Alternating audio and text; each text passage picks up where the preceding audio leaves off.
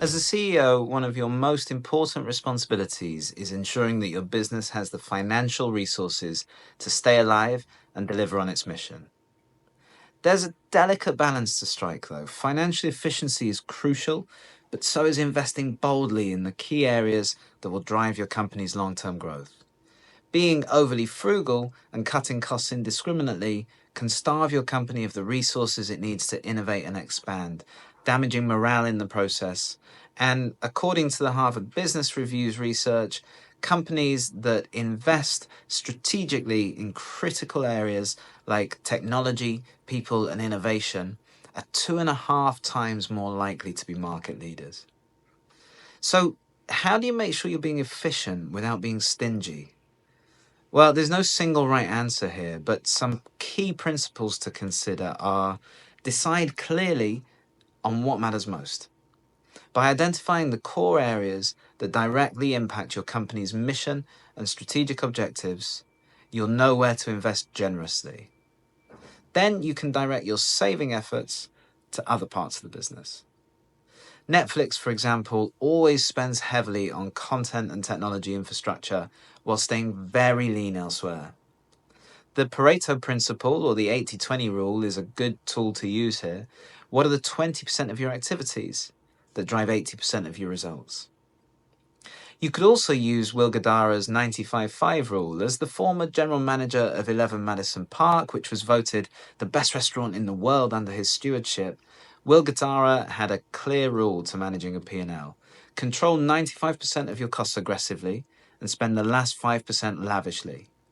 If you combine that with the previous principle, then you can make sure that your spending really moves the needle. At the same time, make sure you create a cushion. The truth is, you can never quite predict what's around the corner, and so having a financial buffer is crucial to making good resource decisions. No one likes to be scrambling to figure out how to make payroll, although we've all been there, and should market conditions change, then you'll need the cash flow to give you time to adapt your business. How big your cushion should be is really down to your tolerance and appetite for risk, but aim for 3 months at a minimum. For the more conservative out there, then you might consider that Porsche actually maintained a 9-year cushion before their acquisition by the Volkswagen Group. Alongside doing these 3 things, you should also regularly review your expenses. Costs creep up over time in any business, and the larger your organization, the more likely they are to creep out of control. Regular cost reviews, with the aim of reducing expenses by 10%, are absolutely critical to maintain financial efficiency.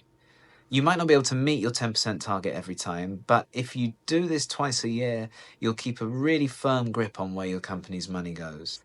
And just through that action of reviewing costs, it's been shown that you're 20% more likely to outperform your peers in profitability over a 5-year period. Where you should invest depends on your business and its unique drivers, but underinvesting in people and culture is almost always a mistake. Use technology to create greater efficiencies in your business before expanding your team, but then hire the best people you possibly can. And if you need any more convincing on financial management being important, strategically reducing your costs is by far the best way to improve your profitability. Think about it this way.